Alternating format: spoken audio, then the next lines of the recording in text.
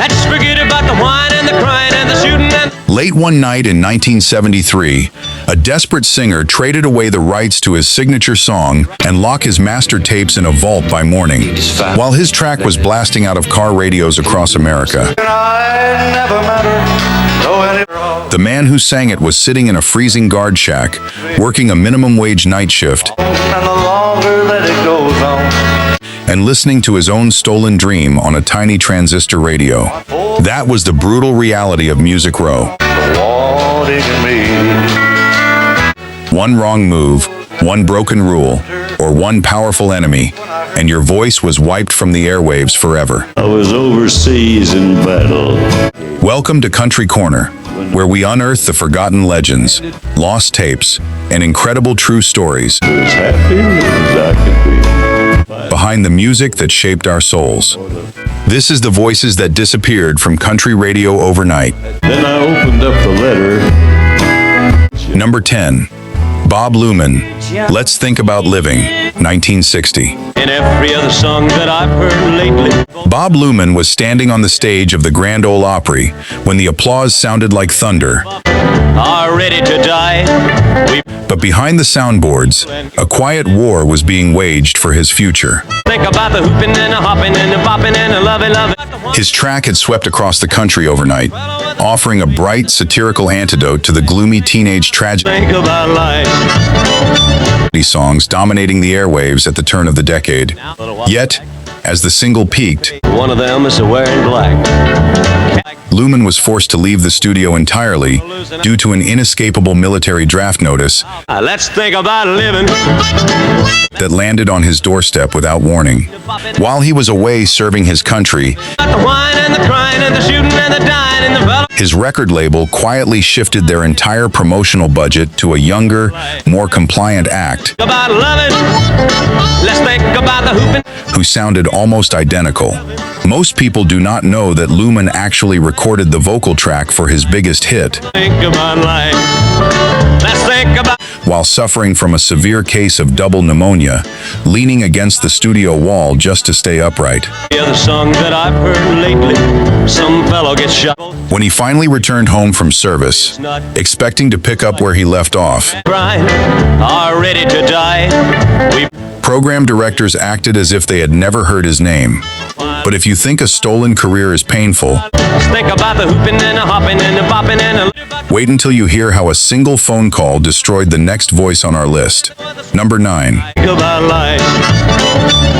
Sanford Clark, The Fool, 1956. And drink to a fool. Sanford Clark possessed a low, haunting voice that sounded like desert wind blowing over a gravel road. Loves her. When he recorded his signature masterpiece in a makeshift studio in Phoenix, the track sent shockwaves through the industry, Fool. Told. climbing all the way into the top 5 on the charts. But the business in the 1950s was a shark tank, It's her soul. and Clark's manager secretly sold off the song's publishing rights to an Eastern distribution syndicate, received polite, formal letters threatening massive legal injunctions if they played the record one more time. The tragedy is that Clark was never even told why his phone stopped ringing. Number 8. Gene Shepard, A Dear John Letter, 1953. And tonight I'll wed another. Gene Shepard was only 19 years old when her duet shattered records Postman came to me. and proved that female country artists could sell just as many records as their male counterparts. The fighting was all over. Her voice was pure country thunder, unapologetic and raw. Dear John. But her rapid rise terrified the conservative men running the major syndicates. I must let you know. During a live nationwide radio broadcast, For you has gone away like Shepard improvised a line that subtly exposed the predatory financial practices of her booking agent, Dear John. Will you please send back? calling him out right on the air. By sunrise the next morning, her records were pulled from rotation across 30 major stations You won't care. in what executives called a routine programming adjustment. Unknown to the public, And tonight I'll wed your brother. the station group had entered into a secret agreement to blacklist her until she signed a revised, restrictive contract And he handed me a letter. that stripped away her rights. She refused to bow down, Oh, the fighting was all over. choosing instead to tour small, dusty honky-tonks out of the back of a station wagon rather than surrender her dignity. Years later, she reclaimed her legacy on her own terms. Will you please send back But the industry never truly forgave her for pulling back the curtain. Marion? Yet even Shepard's stubborn courage pales in comparison to the voice that was erased by a corporate feud over a single broadcast. And he handed me a letter. Number 7. Red Foley, Peace in the Valley, 1951. I'm tired and slow Red Foley was a towering titan of early country music, till the Lord will come. a man whose rich, velvet voice delivered the very first gospel record in history to sell over 1 million copies. The Lamb is He was the warm, beating heart of the Ozark Jubilee, there will be peace. bringing country and sacred music into millions of living rooms every Saturday night. There will be peace. But behind the serene hymns and friendly smile, Foley became entangled in a bitter, high-stakes dispute There will be peace. with network broadcast executives over syndication fees, when he quietly authorized an independent radio syndicate And the wolf to re-air his live performances across rural markets without clearing it with the network board. and the beast from the Executives viewed it as outright defiance. Within days, a silent directive went out from corporate headquarters, from this creature that I ordering major regional affiliates to drop his latest recordings from peak airtime hours. Almost overnight, the most beloved voice in American gospel and country radio was quietly pushed to late-night obscurity slots. there'll be no sadness.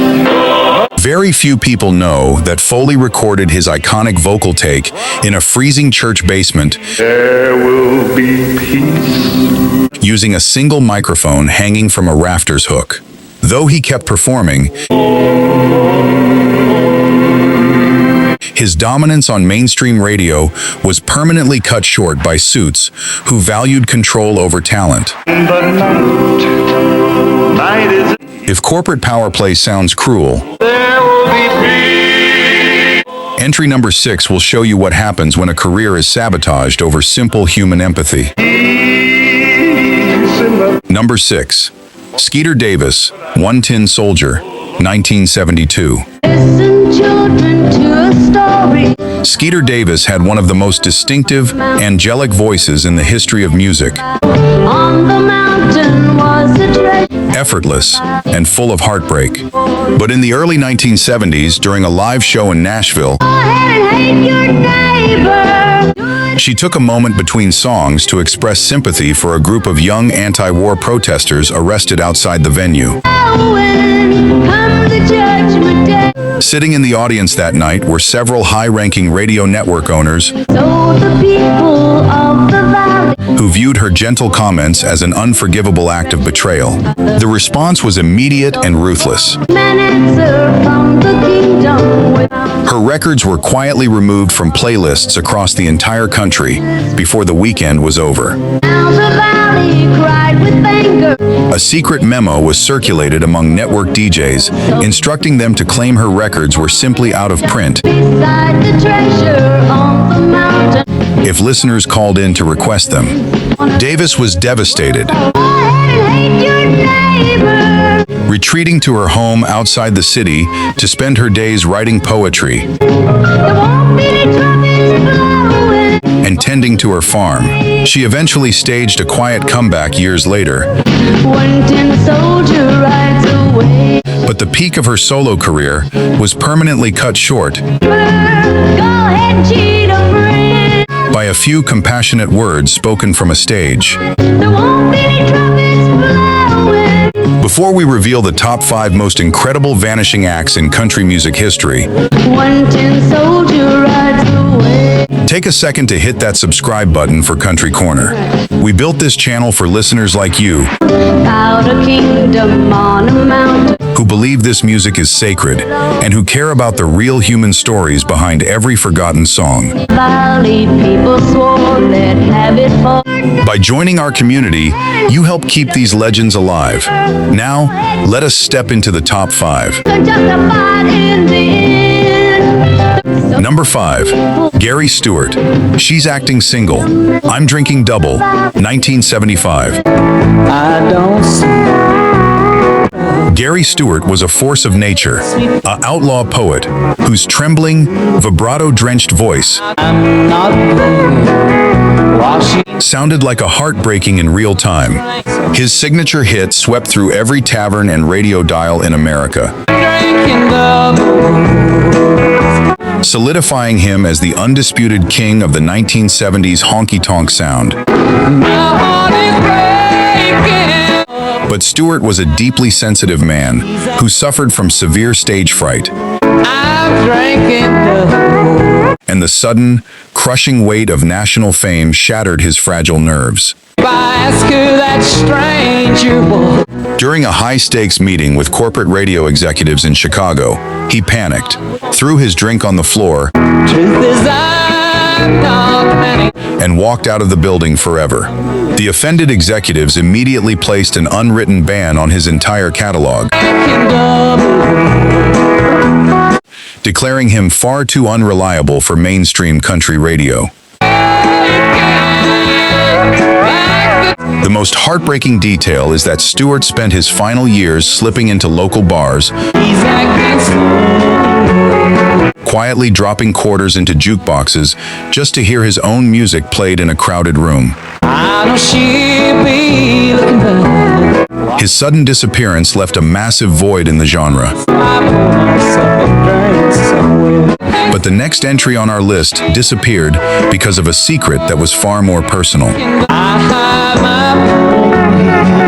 Number 4. Stoney Edwards, She's My Rock, 1973. Me how she was when you once knew her. Stoney Edwards had a soul-drenched, deeply authentic voice that carried the weight of a hard-scrabble life If I could have known her way back then, spent working the dusty fields and oil rigs of Oklahoma. that I know her wicked ways.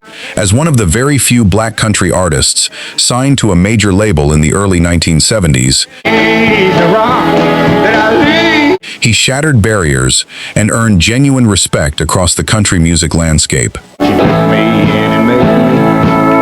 But just as his beautiful soaring hit reached the top tiers of the national charts, No, she wasn't always what she is now. a powerful syndicate of Southern station owners staged a quiet, coordinated blackout. Body is plain.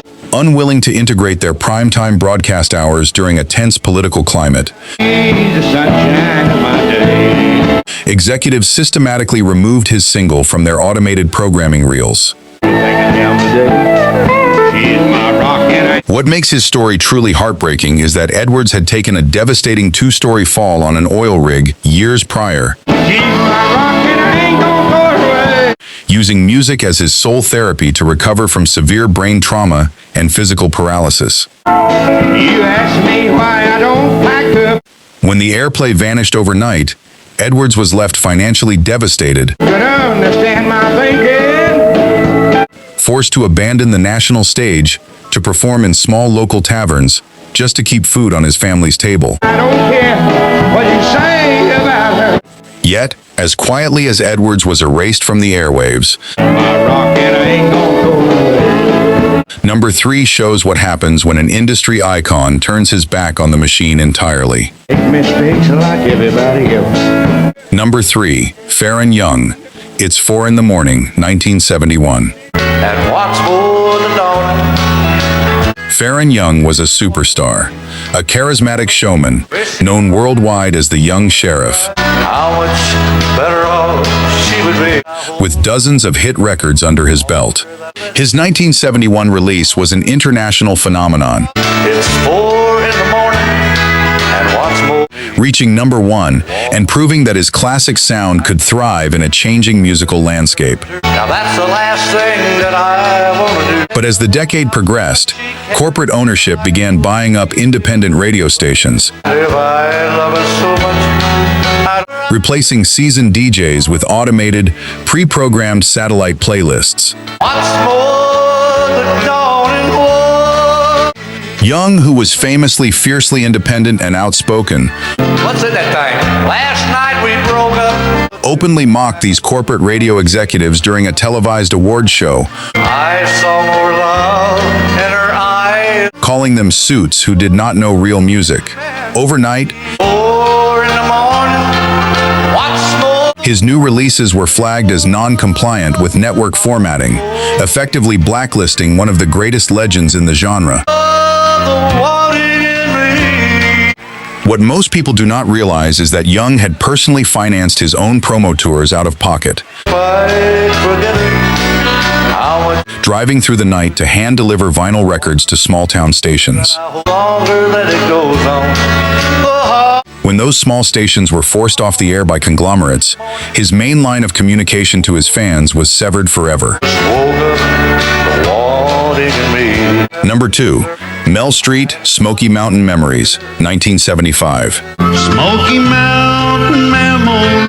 Mel Street was a working man singer, an artist whose deep, mournful tone spoke directly to the working-class soul of America.